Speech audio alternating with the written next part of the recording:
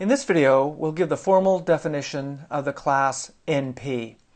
We'll see that the concept of polynomial verifiability is important in defining the class NP. And we'll also talk about the relationship between the classes P and NP. Let's begin with this concept of polynomial verifiability. So given some language, A for example, a verifier is an algorithm that is given some extra information, which we'll denote with the letter C, which the verifier can use to check and verify that the input string is in the language A. So we've got a problem of determining whether some string is in a language. It's a problem, and we've got an instance of the problem. And we'd like to know what the solution is, whether it's yes or no, or is there a Hamiltonian path, for example, or not. But the idea is that there's an additional piece of information denoted with the letter C, and a verifier is an algorithm that's a little bit different from just the membership testing algorithm. The verifier algorithm takes C as well as W, and it uses that extra information to verify that W is in A. So let's look at an example, and the example that we'll use is the Hamiltonian path problem. So remember the problem, that is, given a directed graph and two nodes S and T in the graph, is there a path from S to T in the graph that contains all the nodes, that passes through all the nodes? And we have an exponential program, an exponential algorithm that will solve this problem, and it appears that this problem is exponentially hard. I say it appears because we have an exponential algorithm, but we don't have a polynomial algorithm. So it seems like this problem requires exponential time. But we've also got the idea of a verifier algorithm.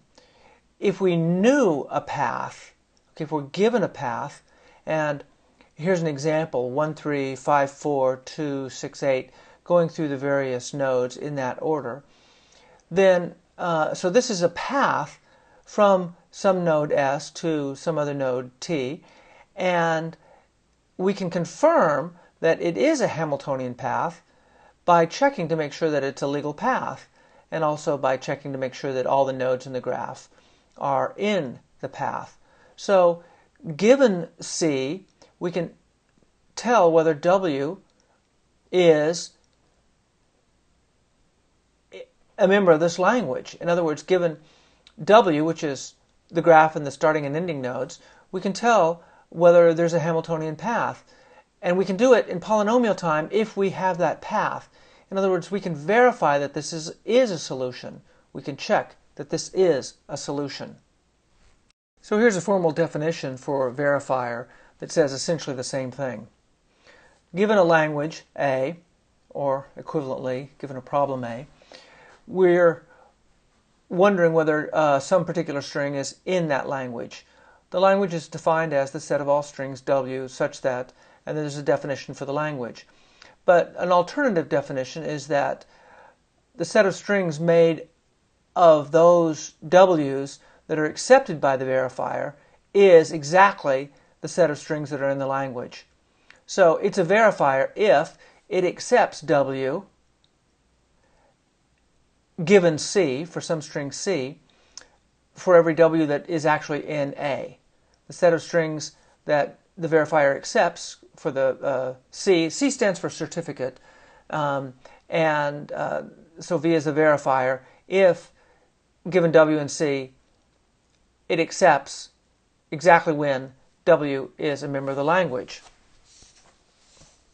The verifier V is an algorithm itself, and if it runs in polynomial time, then we say it's a polynomial time verifier.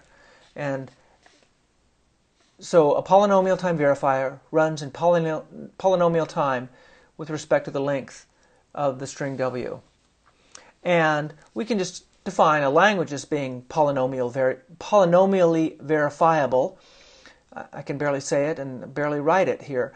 A language is polynomially verifiable if it has a polynomial time verifier. As I mentioned, the string C is called the certificate, or sometimes maybe it's called the proof. We don't care really about the length of C, but note that a polynomial time verifier does not have time to read a certificate that is larger than polynomial in the length of W. So you can't have too large a certificate. Now we're ready to give the definition of the class NP. There are really two definitions and they're equivalent. So what we're going to do is we're going to present one of these as the definition of NP and the other as a theorem that they're equivalent. So let's start with this definition first. NP is the class of languages that have polynomial time verifiers. So we can see that the Hamiltonian path problem has a polynomial time verifier, so it is in the class NP. And so the other definition is that concerns a non-deterministic Turing machine that runs in polynomial time. And so we're presenting this as a theorem, and we're saying that they're the same. These two definitions are the same. So let me read this. A language is in the class NP if and only if it is decided by a non-deterministic polynomial time Turing machine. In other words, if the problem can be decided by a Turing machine, we allow that Turing machine to be non-deterministic, which gives it a lot of power, but the time that that Turing machine takes to run is polynomial in the length of the input, which means that the non-deterministic Turing machine may have a tree, a computation history that's a tree that has lots of branches, but all branches terminate and the longest branch is polynomial, and the length of the longest branch is polynomial with respect to the input length. So these are both definitions of NP. We're presenting one as the definition, so the other has to be a theorem that we have to, and we'll present next a proof that these two things are equivalent. In other words, that the if and only if holds. So here I say that in some treatments of this material, you see that this is the definition of NP. And after the proof, you can use either however you prefer, and this is oftentimes the way it's talked about, that the class NP is also a set of problems that can be decided in polynomial time on a Turing machine, but only if the Turing machine is non-deterministic. If it is a deterministic Turing machine that will decide, if there is a deterministic Turing machine that will decide the language in polynomial time, then the language is part of the class P. So the N stands for non-deterministic and P stands for polynomial time. And now for a proof that these two definitions of the class NP are equivalent. This was an if and only if theorem, so we need to prove two directions. So here's the first direction, and then next I'll show you the second direction. So given a polynomial time verifier, we need to show that there's an equivalent polynomial time non-deterministic Turing machine. So we need to give an algorithm for converting a polynomial time verifier into an equivalent polynomial time non-deterministic Turing machine. In the other direction, just ignore this part first, and the other direction is that assume we have a polynomial time non-deterministic Turing machine, we need to show how to construct a polynomial time verifier. So let's go up to the first part of the proof, the first direction. An equivalent polynomial time non-deterministic Turing machine. Well, here's the Turing machine. This is a non-deterministic Turing machine, so we get to non-deterministically guess things. Well, we have a polynomial, we're assuming we have a verifying algorithm that runs in polynomial time, so we can use that as a subroutine in this machine. So what we do, our algorithm is simple. We non-deterministically guess the string C. It's at most polynomial in the size of the input, so we guess it, and we can do that in polynomial time, of course. And then we run v as a subroutine on the input and this string C that we've just guessed. And if v accepts, we accept, otherwise we reject. So guessing the certificate can be done in polynomial time. Okay, we may have exponentially many strings, but because of the non-determinism and all the branching that we're allowed, we can create one string on a branch that's at most polynomial in length with respect to the length of the input. So we non-deterministically guess the string C on one branch of the non-determinism, and then we run v on the pair, and if it accepts, we accept, otherwise we reject. Okay, now the other direction. Assume we have a polynomial time non-deterministic Turing machine. We need to construct a polynomial time verifier.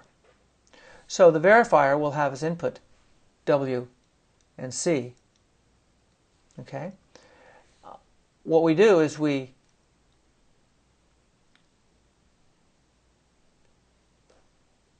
basically are going to simulate the non-deterministic Turing machine, but we're only going to follow one path. And the path we're going to use will be given by C. So we have a polynomial time non-deterministic Turing machine that decides this language. And we want to construct a polynomial time verifier. So we will construct such a verifier, and the verifier will take as input a certificate, and we get to define sort of the meaning or what kind of certificate we'd like to have. And so what we'll have is a certificate that tells us which decisions are the correct decisions in the non-deterministic Turing machine. So then the verifier does nothing more than use the certificate, which is a list of proper guesses on the computation history, and it simulates that one particular branch of the non-deterministic Turing machine, using the certificate C as a guide about which choice to make at each step. And if this branch of the computation accepts, then accept, otherwise reject. So again, just to repeat what we've done, we've shown that either of these two definitions of the class NP is equivalent to the other. So the first definition is that NP is the class of languages that have polynomial time verifiers. In other words, given an input and some hint of some sort, such as the solution or how we get there, then we can create an algorithm that in polynomial time will determine whether it's correct or not. The second definition is that a language is in NP if it's decided by some non-deterministic polynomial time Turing machine. So if it can be decided in polynomial time by a Turing machine and in general by a non-deterministic Turing machine, then it's in NP. These two definitions are equivalent. We gave this as the definition, and then we showed that this was equivalent in the proof. So we can look at the distinction between the class P and the class NP this way. In the class P, this is the class of languages for which membership in the language can be decided quickly. And by quickly, we mean in polynomial time. Quickly means in polynomial time with respect to the length of the input. NP is the class of languages for which membership can be verified quickly. And verified means that is given some extra information, which we call the certificate. We can quickly confirm, quickly meaning polynomially, confirm that W is in the language. And so think about the Hamiltonian path problem.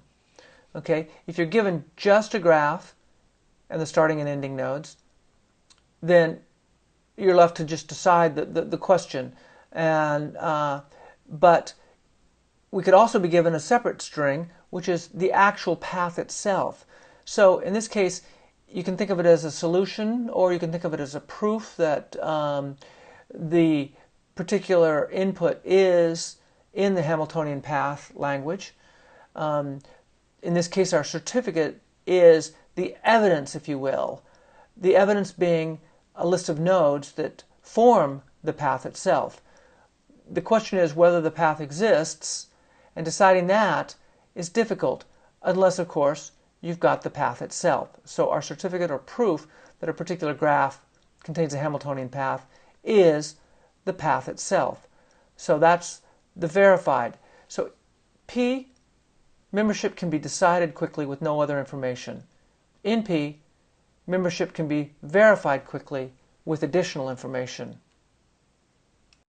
Previously, we defined the class of languages that can be decided by a deterministic Turing machine.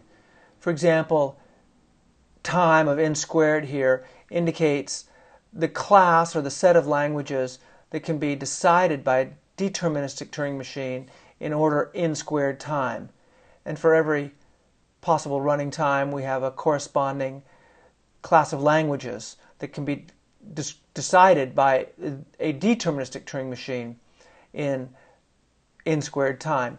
By analogy, we're going to define n time, n standing for non-deterministic. So, for example, this class here, n time of n squared, is the set of languages that can be decided by a non-deterministic Turing machine in order n squared time. So, a more complete definition of this notation is given up here. So, n time, where t is some function, is a set of all languages, that can be decided by an algorithm, by a non-deterministic Turing machine algorithm, in order t time. Okay, so these two definitions are analogous. One concerns deterministic Turing machines, the other concerns non-deterministic Turing machines. And so we have this definition of NP. Okay, here is the class of languages that can be decided in n time, n squared time, n cubed time, n to the fourth time, and so on for all n. For all k. Okay, and this is the union. So we're saying all of the problems that can be decided in polynomial time for any polynomial by a non-deterministic Turing machine. That is the class of NP. Let's give another example of a problem that's in NP. This is called the clique problem. A clique of people is a small group of people that all talk to each other. They have their own club or their own group, and these things form in grade school and high school, and where they tend to exclude other people. We have a more mathematical definition of clique here, and that's what we're going to talk about. Given a graph, and here we're using undirected edges, so you see no arrowheads down here. Given an undirected graph, a clique is a set of nodes such that every node in the clique is connected to every other node in the clique. So here is an example down here. Here we have what we call a 5 clique. Okay, we have 5 nodes, and every node is connected to the other 4 nodes. Here we have a 7 clique, and we have 7 nodes. And every node is connected to the other 6 nodes. 1, 2, 3, 4, 5, 6 edges coming out of every node. And in general, we can say a k clique is a clique with k members. So this is a 5 clique, this is a 7 clique. And now here's a problem. Here's a graph of undirected edges. Does it contain a 5 clique? Well, certainly 7 is not part of a 5 clique because it only has 3 connections, and 6 might be part of a 5 clique. Every node in the 5 clique should have at least 4 edges, 4 to the other nodes in the clique. This one has 1, 2, 3, 4, 5. I can see a 5 clique here. Perhaps it's easiest to see the star that forms between these nodes, like this. Okay, and the pentagram that goes around them, 5, 6, 1, 3, 4, 5. So the answer to this problem is yes, it does contain a 5 clique. So here's the problem in general. You're you're given a graph and a number, okay, for example, this graph and the number 5, and the question is, does that graph contain a k-click? And in this case, with the number 5, this graph does contain a 5-click, so this would be a member of the language, and the answer would be yes. Okay, it turns out that the click problem is in NP. Okay, we can prove that, and remember our definitions of NP. In order to prove that click is a member of this class of problems called NP, we can do it two ways. Since we have sort of two equivalent definitions of NP, we can provide the proof. We can structure the proof in two ways. We can provide a polynomial time verifier, or we can provide a polynomial time non-deterministic Turing machine that will decide the problem. So we have two ways to decide this problem, or to prove, I should say, to prove that this problem is a member of NP. I won't go any further with this click problem, except I did want to mention one more thing, which was that this general approach is true of many problems in proving they're a member of NP. There are two different approaches. Okay? For any problem, whether it's click or something else, it suffices to either provide a polynomial time verifier or provide a non-deterministic Turing machine that decides the problem in polynomial time. So this is not special to click. It's a consequence of the fact that we have two definitions for NP, and those two definitions are equivalent. Let's repeat our definitions of the class P and NP. The class P is a class of all languages that can be decided, or equivalently we could say the set of all problems that can be solved in polynomial time on a deterministic Turing machine. On the other hand, NP is the class of all languages that can be decided, or we can say equivalently the set of all problems that can be solved in polynomial time on a non-deterministic Turing machine. So, deterministic Turing machine algorithm or non-deterministic Turing machine algorithm. Now we come to an unsolved problem. This is an open question. This is a famous unsolved problem, and certainly the most well-known unsolved question in computer science. It's the question of whether P equals NP or not. So there are really two possible choices. The set of problems in P is equal to the set of problems in NP, or the set P is a proper subset, that there are problems in NP that are not in P. And it certainly seems that the latter is the case.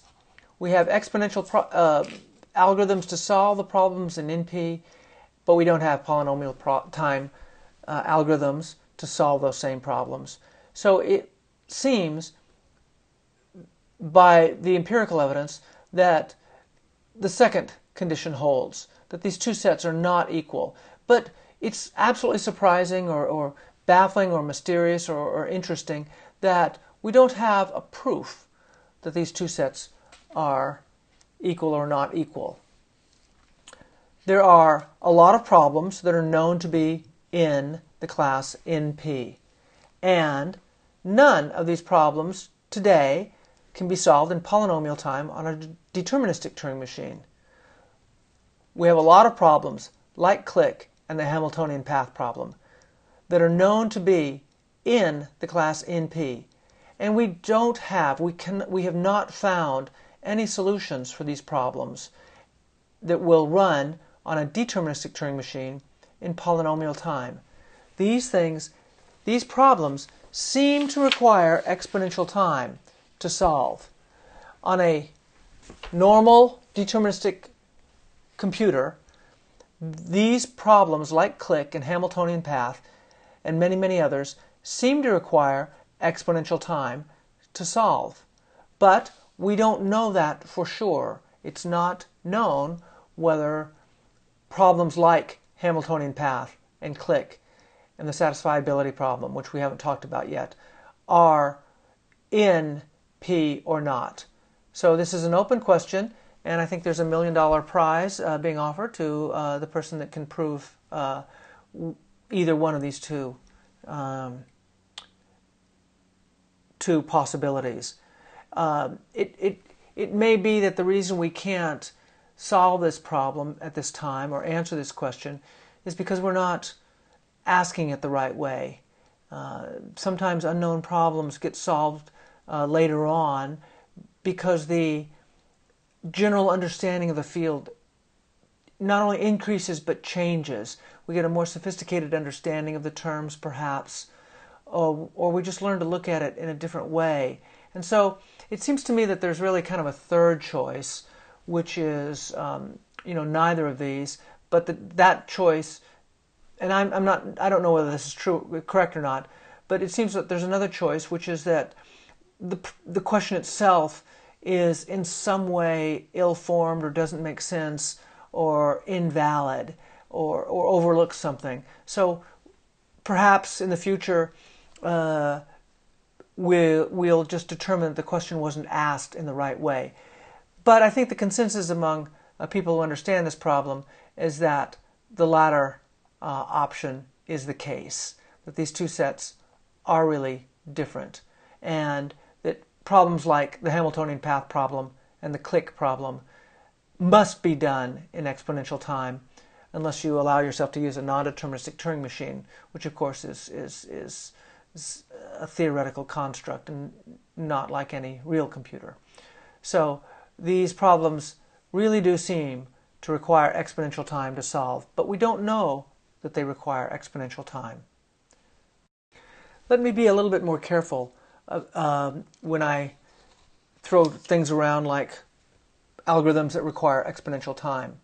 And let's define x time as the set of all problems that require exponential time when run on a deterministic Turing machine. Here we see 2 raised to some polynomial. Okay, regardless of the polynomial, doesn't matter. So this is saying the set of problems that can be solved in polynomial time. I'm sorry. This is saying that the set of all problems that can be solved in exponential time on a deterministic Turing machine. So now I'm going to present some results that we have that so here's the relationship between these sets. And clearly P is a subset of in P. The question is whether it's a proper subset or not. Because every deterministic machine is a non-deterministic machine. And here we have exponential time because we can solve these problems in exponential time. So any problem in P can be solved by simulating the non-deterministic Turing machine in exponential time. So we have these relationships that must hold. Of course,